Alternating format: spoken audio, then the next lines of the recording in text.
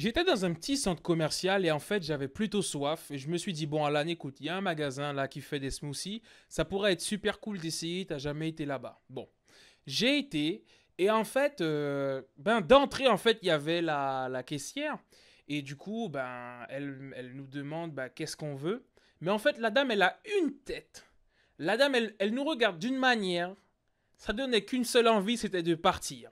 J'ai dit, mais quand même, donc moi, ce que je fais, c'est que j'amorce un sourire pour essayer de poser un peu les choses, d'alléger un peu la situation.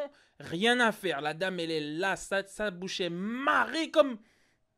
Mais vraiment, on aurait dit que la dame, elle supportait pas le fait qu'on soit là. Et je me suis dit, mais non, c'est pas sérieux. C'est pas sérieux. Et franchement, pourquoi je vous raconte ça?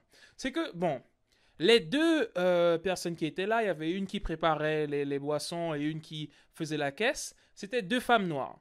Je me suis dit, yes, ces deux femmes noires, je vais aller, je suis content. Voilà, on achète chez des noirs. Franchement, moi, je kiffe.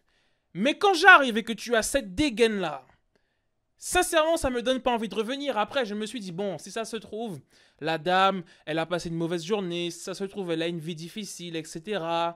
Bon, je sais pas par quoi elle passe, donc je veux bien prendre du recul. Mais il y a un moment où il y a des limites. Ça veut dire que quand tu fais cette tête-là à un client, la dernière chose qu'il a envie de faire, c'est de revenir.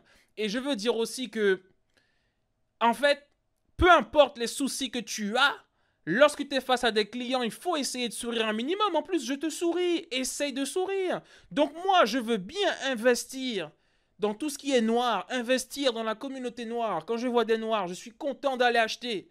Mais si c'est pour avoir un accueil comme ça, je suis désolé, noir ou pas noir, et ça vaut pour les verts, jaunes, rouges, bleus, oranges, eh bien moi je reviens pas. Et ça c'est très important. J'envoie un message à tous les noirs, tous les hommes et les femmes noires qui lancent des business, etc. Gérez l'accueil au maximum. Surtout, alors déjà pour tout le monde, mais surtout quand les frères et sœurs viennent acheter. C'est très important. Alors maintenant, j'aurais pu me dire, bon, c'était peut-être pas non plus son propre magasin, son propre business. Donc je peux comprendre, ok? Mais en tout cas, le message s'adresse même à ceux qui montent leur business et qui doivent accueillir des gens. Quand on reçoit un accueil comme ça donne tout sauf envie de revenir. Et peu importe les problèmes qu'on a, il faut savoir mettre de côté. Parfois, j'ai pas envie de sourire, mais je souris quand même un petit truc parce que ça donne la température et ça pose le cadre et c'est pas forcément le bon. Ok? Donc moi, je voulais vous faire part de ça parce que ça m'a marqué et j'ai envie d'investir dans les business noirs. J'ai envie d'acheter chez les frères et sœurs noirs, mais accueillez-nous correctement, la famille.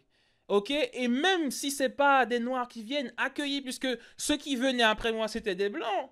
Et pourtant, mais la dame, vraiment, mais je peux même pas reproduire ça. Donc, madame, j'espère que vous allez bien. Et je reviendrai probablement un jour acheter un smoothie parce que c'était super bon.